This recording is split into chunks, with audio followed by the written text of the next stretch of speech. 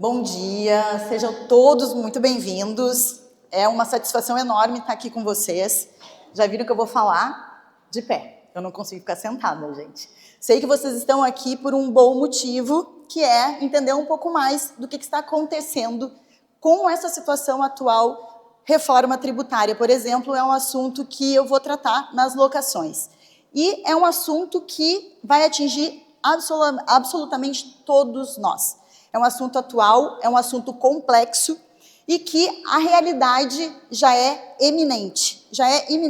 Já começou a reforma tributária desde janeiro de 2026, agora já em agosto de 2026, inclusive, vai iniciar a alíquota teste de 1%.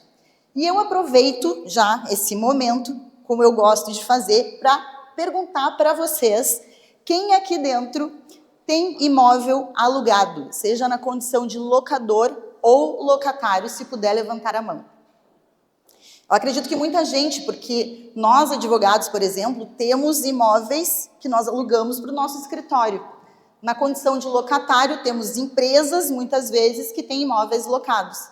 E a reforma tributária, ela trouxe uma enorme modificação no setor imobiliário. Foi o mais impactado, foi o nosso setor imobiliário.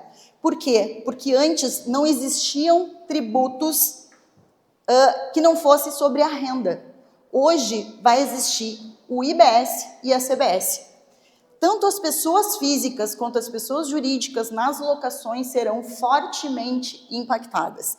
Não vou entrar no mérito das pessoas físicas, que a mudança é absurda, certo? Então, assim, a reforma tributária ela veio para simplificar os tributos, como os nossos colegas já trouxeram. Também existia um princípio que se chama o princípio da neutralidade, que é um princípio onde prevê que a não cumulatividade dos tributos, com a possibilidade de créditos e débitos. A intenção era reduzir a carga tributária. Só que no setor imobiliário, diferentemente de outros setores, isso, desculpa a minha opinião, mas não vai acontecer. Nós estamos com uma carga tributária maior do mundo, numa alíquota de 28%. É a maior alíquota do mundo. E o setor imobiliário ele vai ser fortemente impactado. Atualmente, eu tenho recebido no escritório, semanalmente, questões e problemas envolvendo contratos de locação, onde todo mundo está muito preocupado. Deixa eu me apresentar, porque eu não me apresentei, né? Eu sou Carla dos Santos, sou sócia fundadora da CS Advocacia Imobiliária Empresarial. Nosso diferencial do escritório é atender lojistas e franqueados. Então, nós temos muitos casos de lojistas com lojas em shopping. E essa alíquota, inicialmente, essa mudança na reforma tributária, ela veio com uma alíquota de 28% sobre as locações. E hoje eu vou me restringir a locações comerciais, tá, pessoal? Ela veio com uma alíquota de 28%. Houve um lobby da Associação Brasileira de Shopping Center no Congresso para reduzir essa alíquota, porque os shoppings são locadores, os empreendedores são locadores. E, em razão disso, a carga tributária para eles, a receita para eles seria reduzida significativamente. Por quê? Quem é o contribuinte obrigatório para a locação? Na locação, é o locador. Isso eu vou explicar um pouquinho lá para frente, quem paga o quê. Então, o locador é o contribuinte obrigatório. Seria o empreendedor, o dono de shopping, o atingido. Então, a Abrace fez uma força-tarefa, foi no Congresso e conseguiu um redutor de 70% sobre a alíquota de 28%.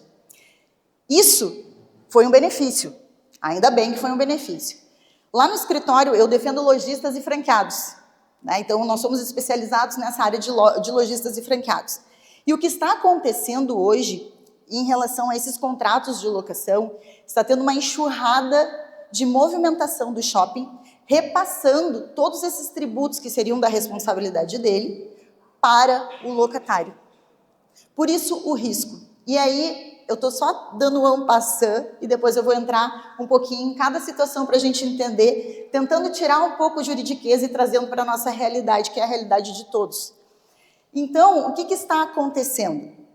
Houve esse redutor de 28%, de 70% sobre uma alíquota de 28%, que vai chegar numa alíquota final em 2033 em 8,34%. Eu me esqueci aqui de fazer Vamos lá. Pra lá. Aí. Como é que eu volto? Aqui. Eu não estou muito ambientada com esse negócio não, gente. Passa, me ajuda aqui, Dani. É para frente ou para trás? Ah, voltou. Ó, tô aprendendo. Tá, obrigada. Eu sou antiga, tá? Estou me adaptando, me ambientando nessa situação. Então, assim, o que eu pergunto para vocês? Primeira pergunta que eu faço.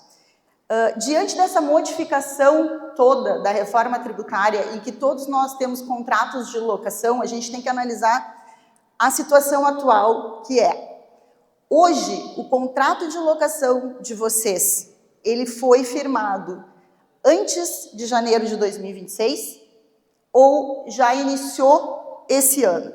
E eu pergunto isso por quê? Porque o contrato de locação que foi firmado antes de janeiro de 2026, ele já está obsoleto. E por que obsoleto?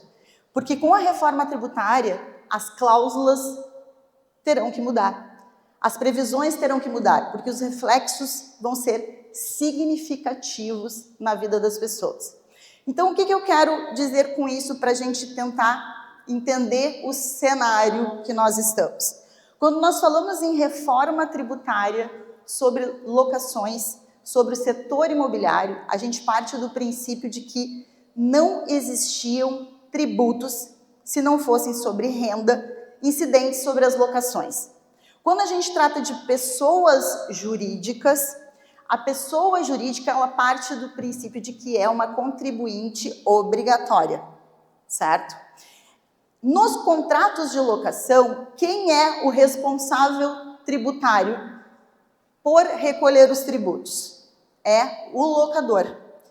O locador, ele recebe a receita do aluguel. Para o fisco, ele vai ser o responsável por recolher estes tributos.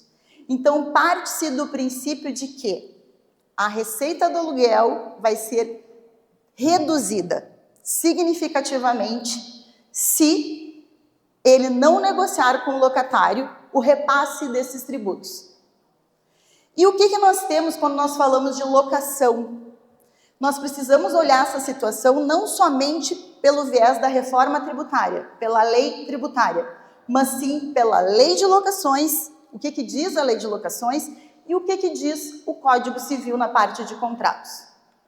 E quando nós olhamos a lei de locações, ela estabelece que é responsabilidade do locador o pagamento do IPTU, o pagamento das taxas do ITR, quando for imóvel rural, das taxas de iluminação, das taxas relativas a lixo. E a lei também permite que esses tributos sejam repassados aos locatários. Só que esses tributos, eu vou dizer, explicar ali logo na frente, são tributos do imóvel, que muita gente não sabe.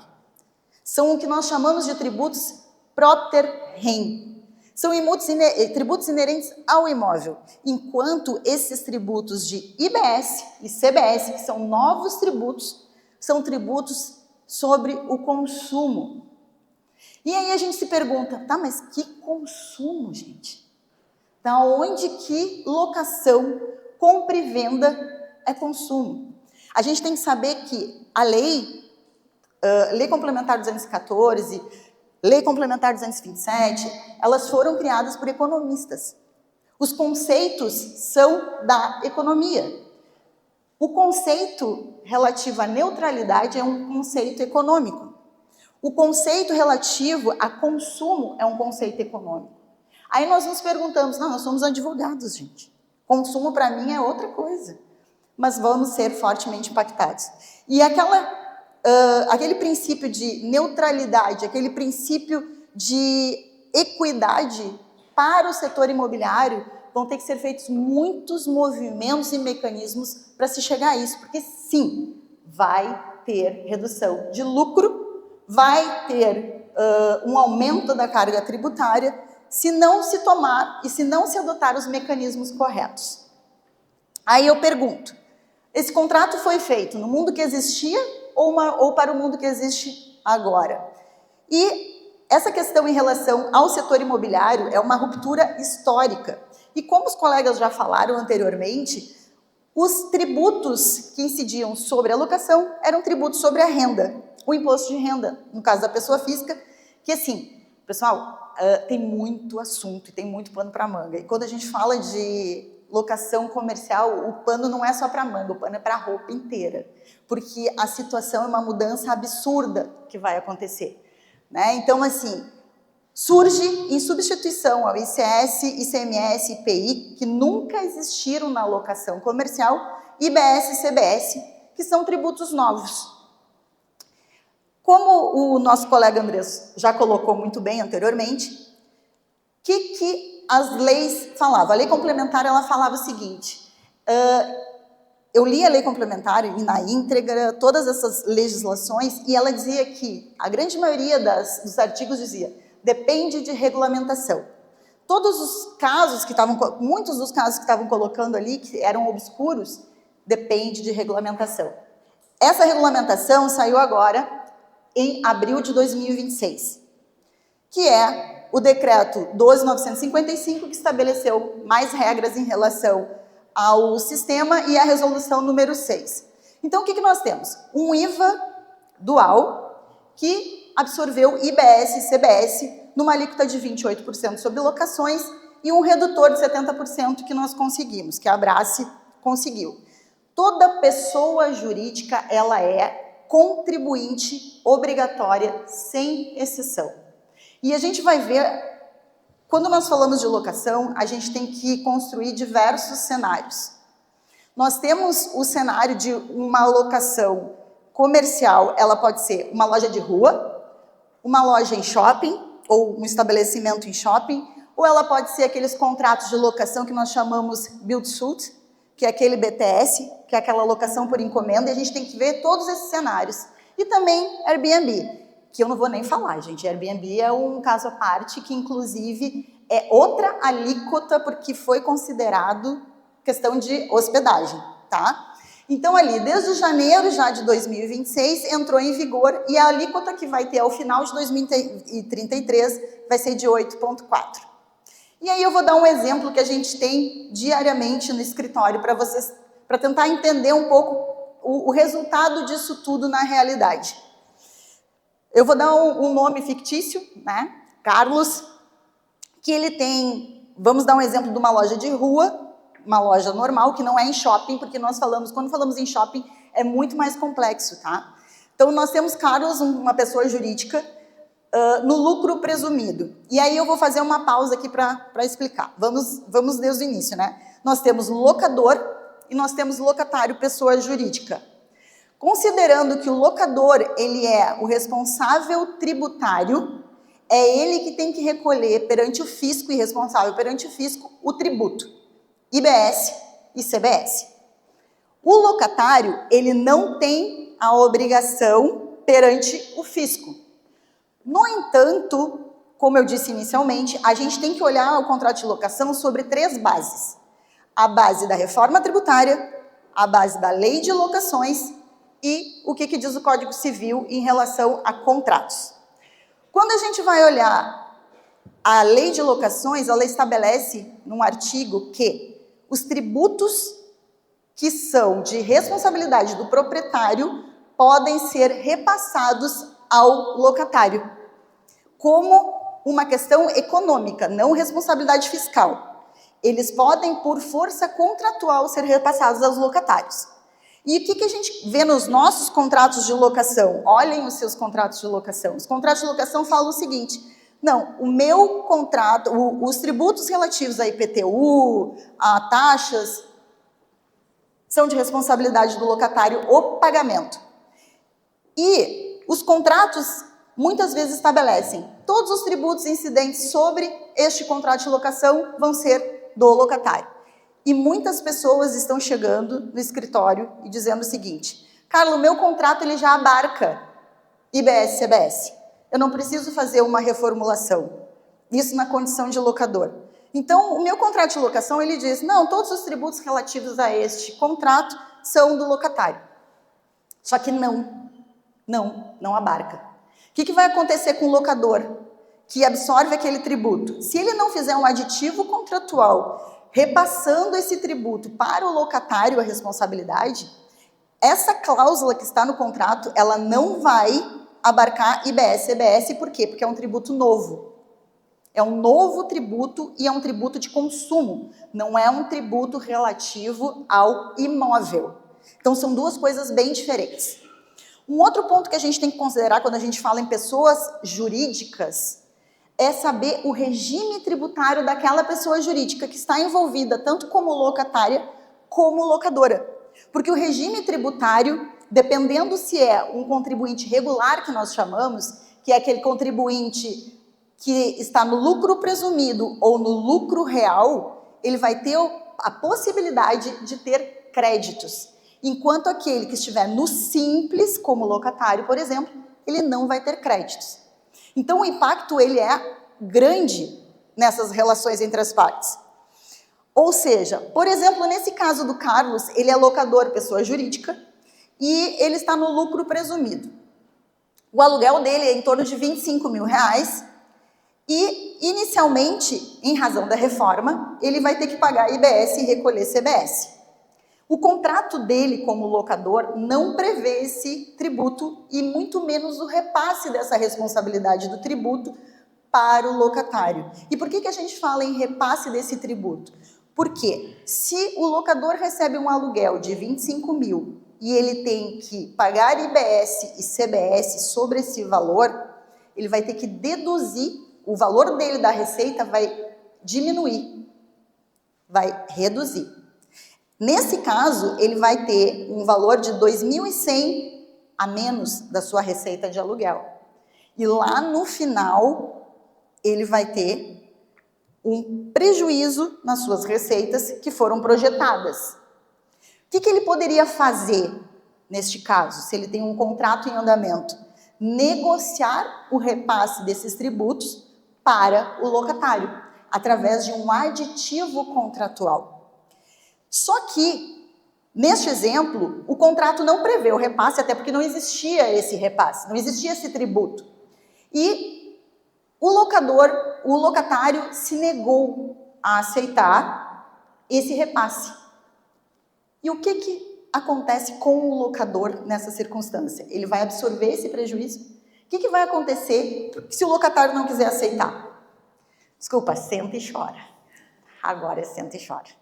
Ou entra na justiça.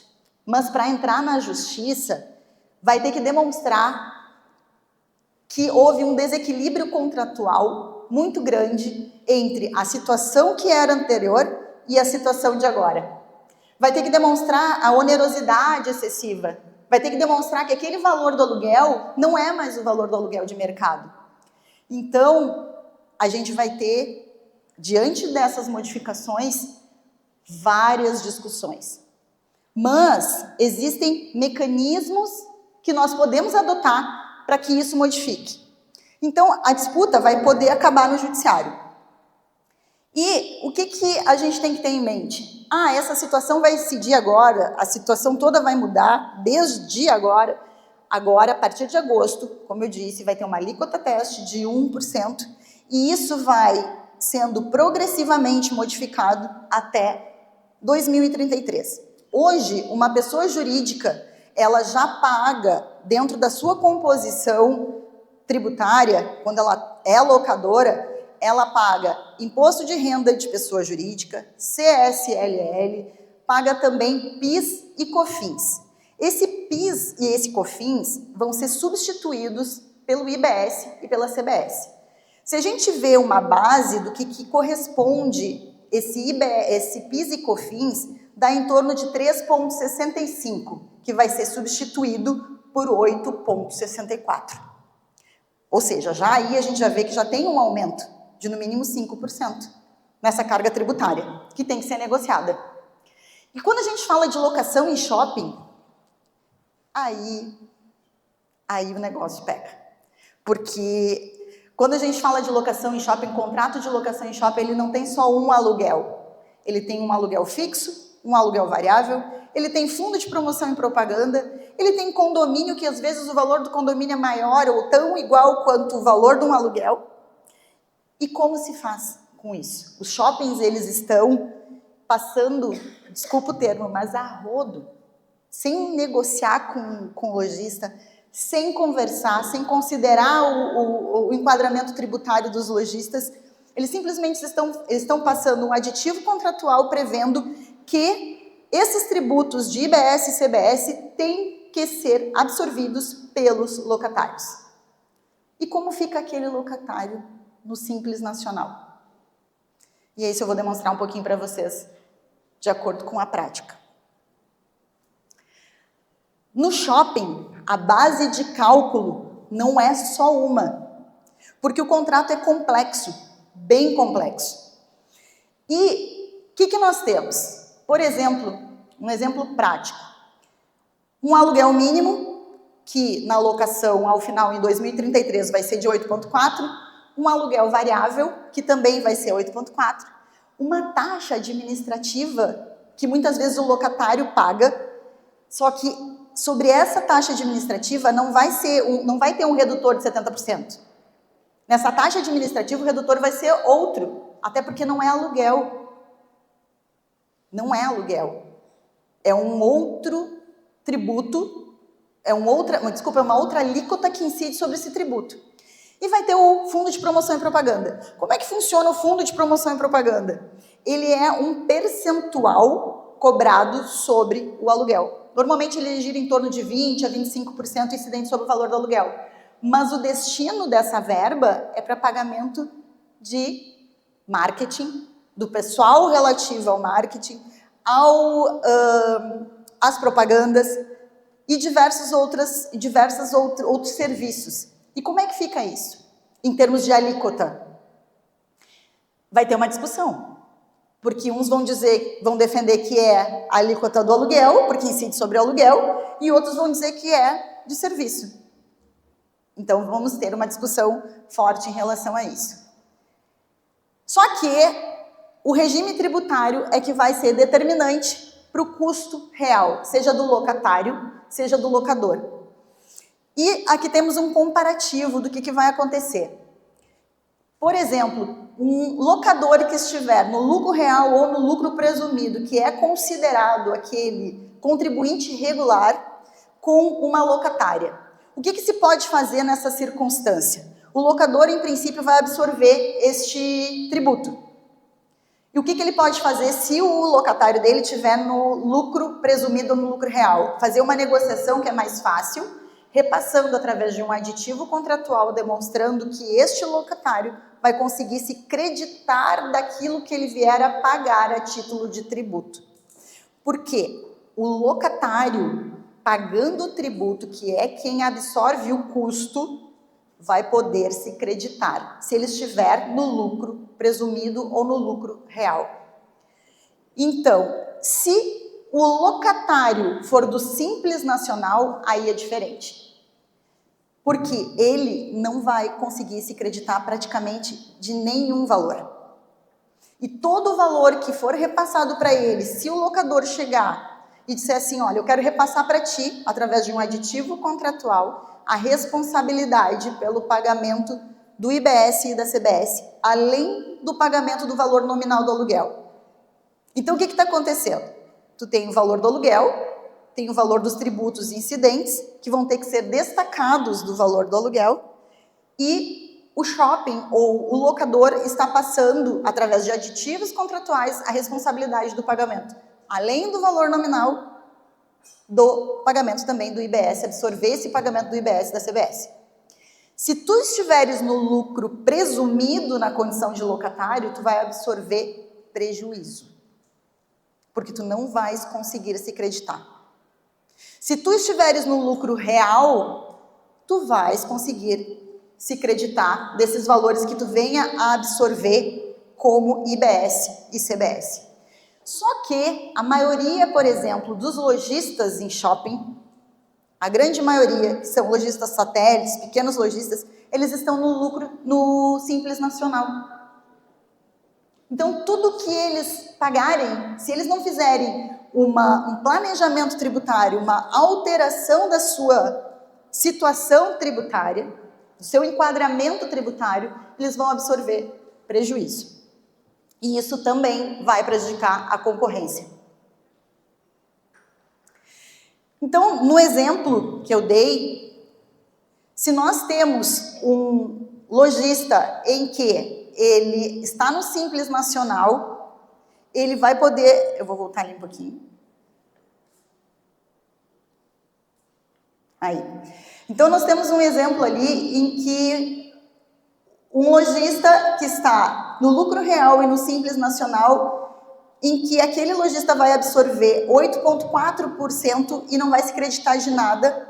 Se ele tiver um valor a pagar de 1.260, ele, ao final de um ano, ele vai ter um prejuízo de 15.120.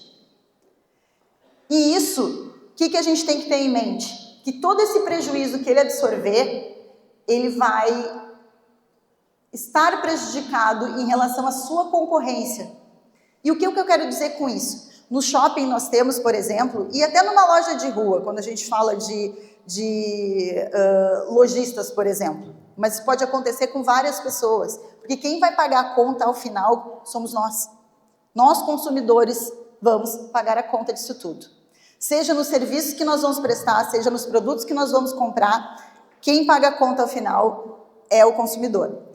E nós temos um exemplo no shopping que nós temos dois lojistas, um que está no lucro real como locatário e um que está no Simples Nacional. O shopping, por exemplo, ele está querendo repassar esses custos dos tributos para o lojista. Aquele que estiver no lucro real, ele vai se creditar. Aquele que estiver no Simples Nacional não vai conseguir se creditar. Esse custo do lojista no Simples Nacional, que às vezes é do mesmo segmento que está no do lucro real, ele vai ter um prejuízo e ele vai repassar esse custo para quem? Para o consumidor. Aquele que está no lucro real não vai passar. Então, ele vai ter uma vantagem competitiva com aquele que está no Simples, se aquele não se adequar e não tomar as medidas corretas. E aí me pergunta, tá? Muitos lojistas ou locadores ou locatários perguntam o seguinte, principalmente locatários, o que eu faço se o locador quer me repassar esse tributo e eu estou no Simples Nacional? Eu assino? Não assino? Se eu não assinar esse documento, ele não vai continuar comigo na locação. Eu digo, não assina. Se é meu cliente, não assina. Eu seguro a onda, eu seguro as pontas, mas não assina.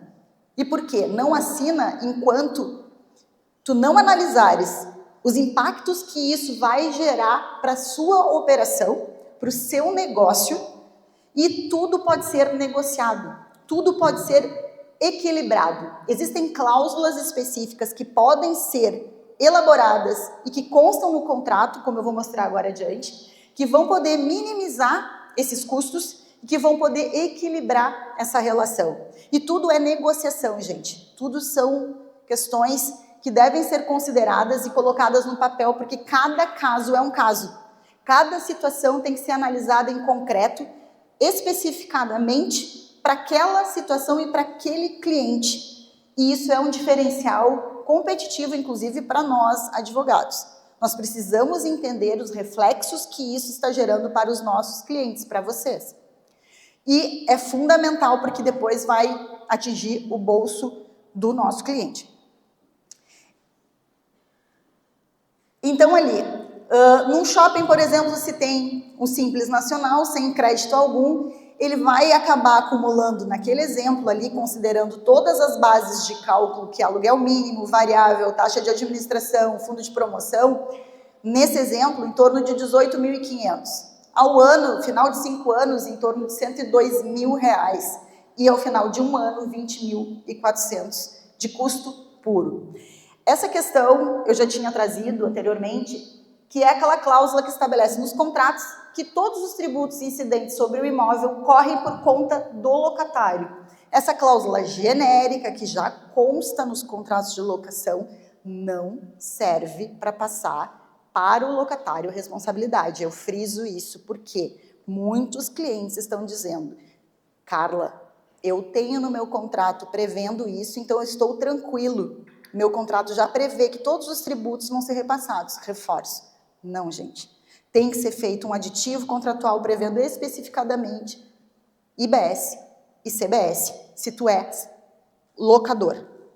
Se tu és locatário, analise a situação do custo que está sendo repassado para ti, para ver se aceita ou não, e vocês não são obrigados a aceitar. Analise isso. Existe a possibilidade de vocês fazerem um planejamento tributário para modificar essa estrutura e vir a receber créditos? Existem. Existem fórmulas para isso? Existem. Mas tem que ser analisado o caso concreto. Uma questão também que é importante ser trazido é que, em razão da reforma tributária, há a previsão da responsabilidade solidária entre locador e locatário pelo recolhimento do tributo, que vem ao encontro do que o nosso colega anteriormente falou, que vai ter uma forma de fiscalização de quem paga o tributo. Inclusive, essa é uma questão que, se, por exemplo, o locador não vier a pagar esse tributo, ou se vier a ter algum problema em relação a isso, pode ser o locatário responsabilizado e vice-versa. Então, é algo que tem que ser destacado e vai vir destacado na nota fiscal, os tributos. Tem que estar no contrato a responsabilidade prevendo de recolhimento ao fisco e pagamento. Vai ter a questão do split payment, que automaticamente também vai ter o destaque e o pagamento lá automático, lá como se fosse uma maquininha de cartão de crédito. Mas, mesmo assim, o contrato tem que estar previsto, tem que ser completo, tem que ser muito detalhado em relação às responsabilidades de cada parte. E uma pergunta, que eu faço para vocês. Quando vocês vão analisar o contrato de locação de vocês hoje, quando vocês vão verificar ou firmar um contrato de locação, vocês têm que sempre perguntar: qual o regime tributário do locador? Se o seu contrato possui essa cláusula genérica de tributos, principalmente o locatário também tem que entender. Ele foi assinado antes de janeiro de 2026 ou depois de 2026? E qual cláusula protege você se o locador não recolher o IBS e CBS? Principalmente para as pessoas físicas isso, tá, gente?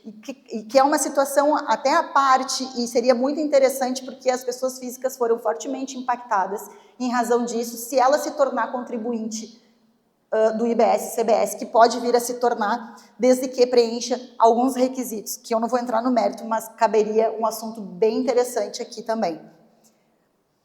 Então, faça essas perguntas sempre.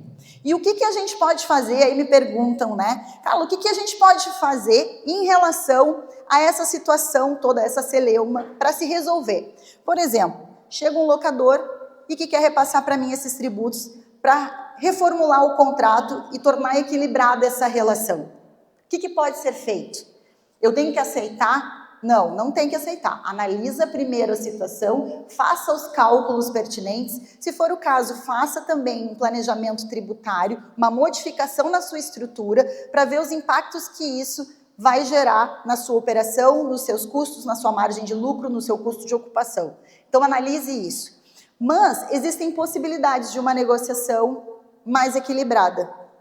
E quando a gente fala em negociação mais equilibrada, é a inserção de cláusulas específicas, tipo cláusula de reequilíbrio econômico, que é a change law, que é uma cláusula que traz um equilíbrio quando uma nova lei altera a equação tributária. E se prevista essa cláusula no contrato, a gente não precisa entrar com a ação. O que a cláusula estabelece, nesse sentido? Que quando surgir uma legislação que modifique a estrutura tributária daquele contrato, as partes precisam revisá-lo e negociar a respeito dessas condições. Existe também uma cláusula que nós chamamos de gross up, que é aquela que automaticamente prevê o repasse desses valores dos tributos para o locatário, no caso de surgimento de uma tributação diferenciada. Então, tem essa possibilidade de se colocar isso. O que eu tenho feito em muitos contratos numa negociação? Até mesmo estabelecendo um limitador em relação ao valor do aluguel. Por exemplo, se temos um aluguel num valor de R$10.000 e em razão da reforma tributária, esse valor do aluguel ele for o aumento dele for de até 5%, nós acolhemos e concordamos com esse aumento. Se ele ultrapassar esse limitador, as partes revêem esse contrato, rediscutem esse contrato e, se for o caso, até rescindem sem multa este contrato, por causa dos impactos que isso pode gerar para as partes envolvidas. São questões que podem ser construídas de cada caso, considerando cada caso concreto. E também tem a questão de uma outra cláusula, que é a gestão de solidariedade, né? Que é a responsabilidade em razão do não recolhimento do tributo. O que tem acontecido também, e aí nesse caso de não recolhimento do tributo, porque se não há um recolhimento do tributo, pode haver uma multa de 75% a 150% sobre o valor que não foi recolhido para as partes envolvidas, para o locador, e o locatário pode também daqui a pouco ser responsabilizado. Então isso a gente tem que cuidar e deixar previsto em contrato essa separação. E uma questão que a gente tem que entender também, que existem 3 possibilidades no contrato de locação em relação à situação atual. Nós temos contratos de locação que já estão vigentes, nós temos contratos de locação que estão para renovar, com a possibilidade de renovação, e temos contratos de locação que estão começando já com a nova previsão legal. Cuidem, em todos esses 3 casos, são situações diferentes a serem analisadas, a serem consideradas e a serem negociadas. E, para alguns, o que nós temos ali? E me perguntam, né, na prática, nós vamos poder, naqueles contratos de locação que já existem, que querem implementar essa modificação, eles podem sofrer revisão judicial? Dá para se aplicar a teoria da imprevisão? O que seria isso? Aquela questão imprevista, que surgiu um aumento oneroso da carga tributária ou do valor do aluguel a ser pago.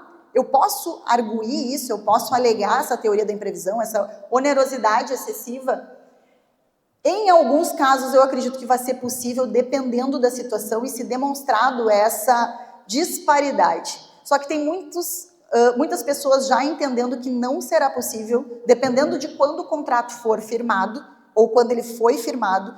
Por quê? Porque já era prevista essa reforma tributária. Então, sendo previsível, não há possibilidade de revisão. E uma coisa que eu falo, pessoal, uma cláusula, às vezes, de 5 linhas num contrato pode ajudar a não ter uma discussão de 5 anos num processo. Então, rever o contrato, analisar o caso concreto, modificar a estrutura, muitas vezes, dos envolvidos, é fundamental. E existem formas não é por todo ruim essa reforma tributária. Em muitos casos, e o objetivo dela era reduzir a carga tributária, era tornar mais equânime essa situação. Não é que seja ruim, mas se as pessoas não tiverem conhecimento do que deve ser feito, dos movimentos que devem ser realizados e do que pode ser feito em relação a planejamentos tributários, movimentos contratuais, o impacto vai ser muito grande para todo mundo. Então, há necessidade de uma revisão contratual, de uma reanálise do caso e uma adequação para evitar tudo isso. E a gente precisa trazer esse movimento e essas informações para todos. Isso é muito importante. Então, assim, a conta ainda não chegou. As pessoas não sabem o que está acontecendo e precisam ser informadas e ter essa informação. Então, o contrato de hoje, ele já está obsoleto. precisamos rever e precisamos adequar. E o que é importante fazer? Já finalizando, um diagnóstico do seu contrato.